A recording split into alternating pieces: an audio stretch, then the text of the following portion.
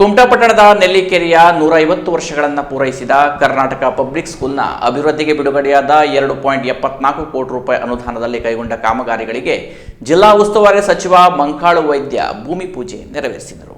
ಕುಮಟಾ ಪಟ್ಟಣದ ನೆಲ್ಲಿಕೆರೆಯ ಕರ್ನಾಟಕ ಪಬ್ಲಿಕ್ ಸ್ಕೂಲ್ಗೆ 2.74 ಕೋಟಿ ರೂಪಾಯಿ ಅನುದಾನ ಬಿಡುಗಡೆಯಾಗಿದ್ದು, ಕಲಿಕಾ ಪರಿಕರಗಳು ಹಾಗೂ ಮೂಲಸೌಕರ್ಯಗಳು ಸೇರಿದಂತೆ ಶಾಲೆಯ 15 ಕೊಠಡಿ ನಿರ್ಮಾಣ ಕಾಮಗಾರಿಗೆ ಜಿಲ್ಲಾ ಉಸ್ತುವಾರಿ ಸಚಿವ ಮಂಕಾಳು ವೈದ್ಯರು ಶಂಕುಸ್ಥಾಪನೆ ನೆರವೇರಿಸಿದರು.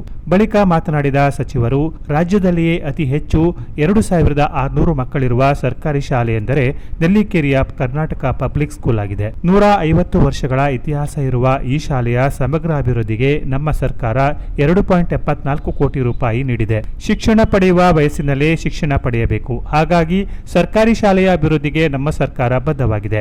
ರಸ್ತೆ, ಸೇತುವೆ, ಇತರೆ ಅಭಿವೃದ್ಧಿ ಕಾಮಗಾರಿಗಳಿಗಿಂತಲೂ ಪ್ರಥಮ ಆದ್ಯತೆಯನ್ನ ಶಿಕ್ಷಣಕ್ಕೆ ನೀಡುತ್ತೇವೆ. ಸರ್ಕಾರದಲ್ಲಿ ದುಡ್ಡಿಲ್ಲ ಎಂಬ ಮಾತು ಸಲ್ಲದು. ನಾವು 5 ಗ್ಯಾರಂಟಿಗಳಿಗೂ ದುಡ್ಡಿಟ್ಟಿದ್ದೇವೆ, ಜೊತೆಗೆ ಅಭಿವೃದ್ಧಿ ಕಾಮಗಾರಿಗಳಿಗೂ ದುಡ್ಡಿಟ್ಟಿದ್ದೇವೆ. ಅಭಿವೃದ್ಧಿ ಆಗ್ತಾ ಇದೆ ಎಂದರು.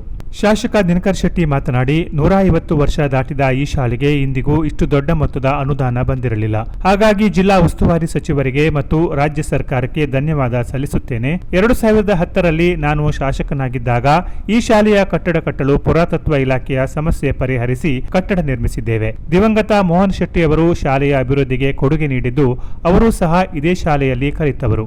ಜಿಲ್ಲೆಯಲ್ಲಿ ಈ ಶಾಲೆಯನ್ನ ಮಾದರಿ ಶಾಲೆಯನ್ನಾಗಿಸುವ ದಿಶೆಯಲ್ಲಿ ನಾವೆಲ್ಲರೂ ಪಕ್ಷಾತೀತವಾಗಿ ಕೆಲಸ ಮಾಡುತ್ತಿದ್ದೇವೆ ಎಂದ ಶಾಸಕರು, ಸಚಿವರು ನನ್ನ ಕ್ಷೇತ್ರದ ಮಾವಿನಕುರುವ ಸೇತುವೆಗೆ ಸಹ ಮಂಜೂರಿ ನೀಡುವ ಭರವಸೆ ನೀಡಿದ್ದಾರೆ. ಅದನ್ನು ಇನ್ನೊಮ್ಮೆ ನೆನಪಿಸುವ ಪ್ರಯತ್ನ ಮಾಡುತ್ತೇನೆ ಎಂದರು.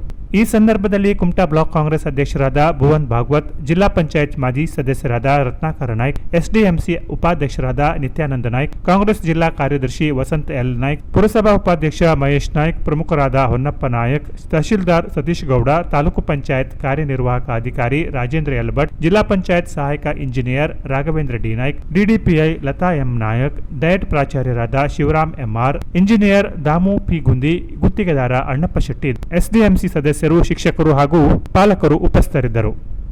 Canara press news, Kumta.